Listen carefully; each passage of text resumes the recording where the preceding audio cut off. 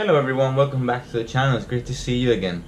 I cannot stress enough the importance of reading.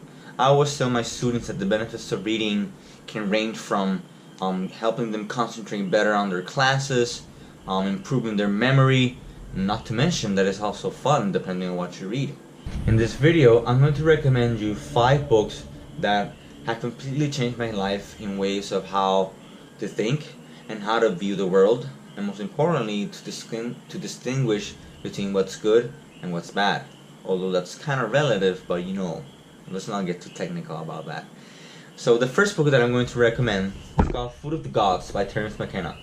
Terence McKenna was an ethnobotanist. He's most known because of its Stone Age theory.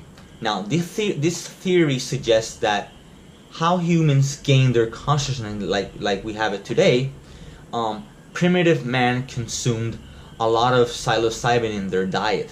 Psilocybin is the ingredient in magic mushrooms. You know, the mushrooms that you eat and you hallucinate and you trip.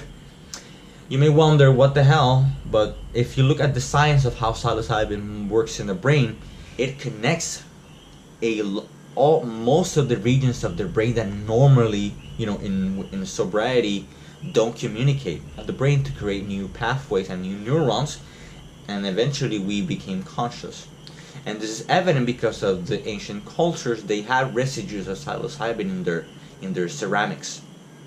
But this book also tells you about how humans have always consumed plants and substances to alter the states of consciousness, and how that has helped man transcend spiritual ways.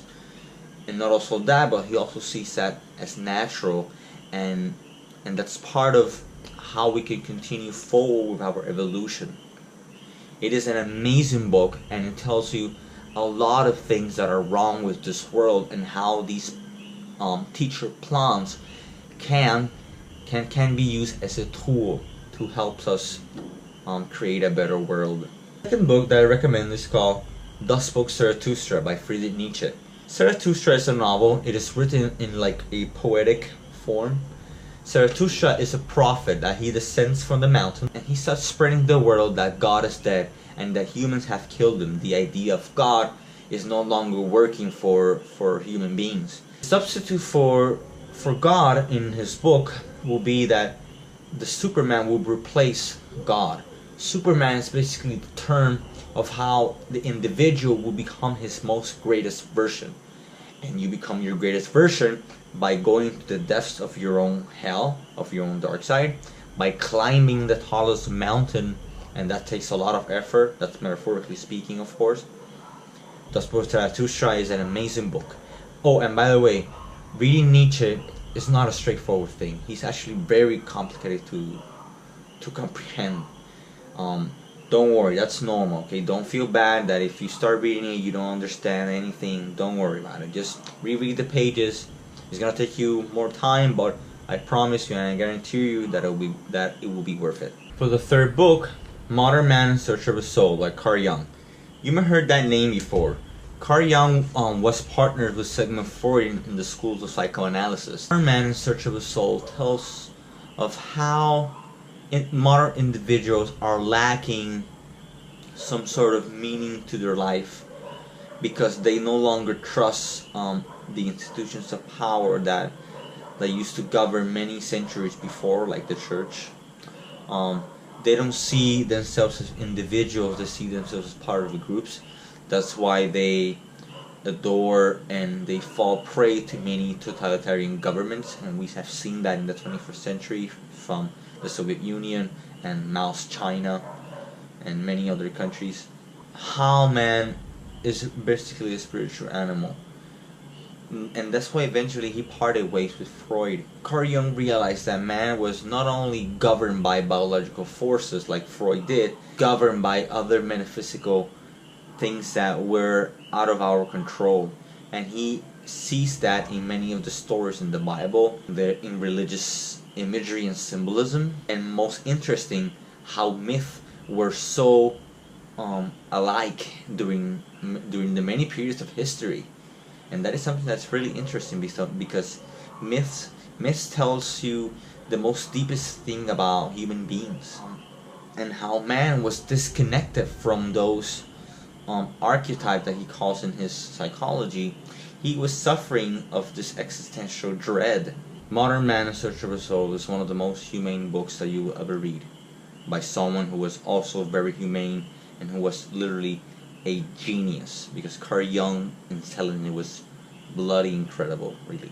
Fourth book, I have another novel called 1984 by George Orwell. 1984 is about a totalitarian government that controls and how people act and how people think by controlling speech, controlling mind, controlling what you put on their TVs.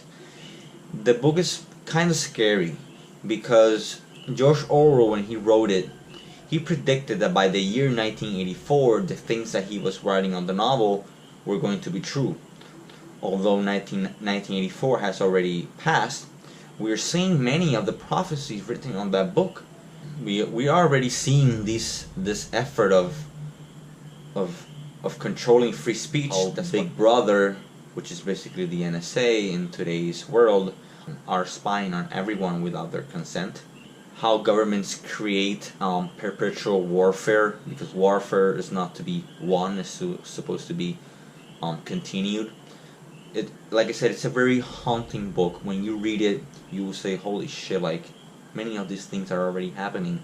The antidote to that fucked up world that we're living today, and the novel and the world that is presented in the novel, is to be humane.